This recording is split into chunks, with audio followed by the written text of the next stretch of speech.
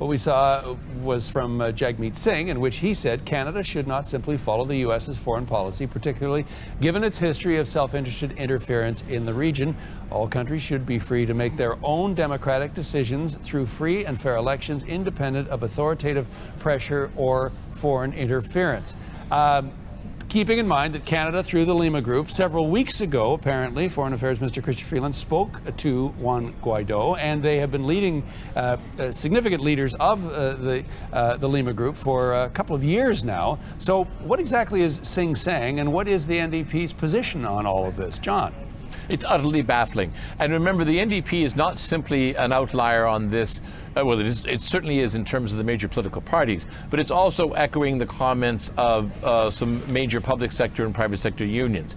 Their position is Maduro was elected, he's a socialist, we're all social democrats, so we should get behind him, and this looks like a US-inspired coup. That's incredibly irresponsible. It doesn't begin to take into account the human misery that people are suffering through in Venezuela. I don't know, once again for the thousandth time, I don't know what Jagmeet Singh is thinking, and I can't believe you would ever have heard such words coming out of Tom Mulcair or Jack Layton's mouth. Supriya, what do you think about the NDP's position, if we can figure out exactly what it is? Because there have been a few spokespeople saying a few different things. Yeah, I mean, I would just add to what John had to say there, that it's also incredibly naive, right? I mean, and you're basically not paying attention to any facts on the ground. It's like something like 20% are living below the poverty line. Unemployment's near 30%. We already mentioned the hyperinflation.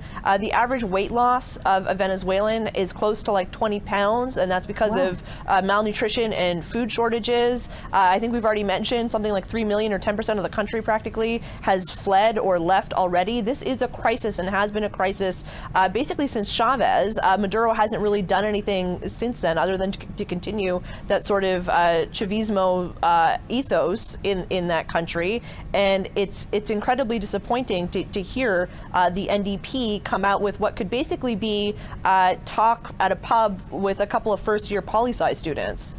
Okay, Susan, it's up to you to defend the NDP, or are you going to? I can't really, because Jagmeet Singh, who's been a little more measured than some of the other candidates actually for the NDP, including Sven Robinson, has, you know, he made a mistake right off. Once again, he's poorly briefed. I mean, we said Canada is following the U.S. lead, but we're not. As we've said before, Canada's been leading this effort. You might question, why is Canada even part of this discussion? The Lima Group, yes, they're all Latin American, South American countries, and obviously they're concerned with what's happening to their neighbor. Why is Canada involved? I have no idea. On the other hand, Sven Robinson, Nikki Ashton, and some others, I think maybe cling to a romantic notion about socialist revolution, which can, in some instances, create better conditions for average people, but can also devolve into authoritarian dictatorship, and it has in Venezuela at the cost of all the Venezuelan people. So they've got this romantic idea. They've got an instinctive rejection or distaste for American intervention, and the Americans, as Priya said, have done a lot of damage there.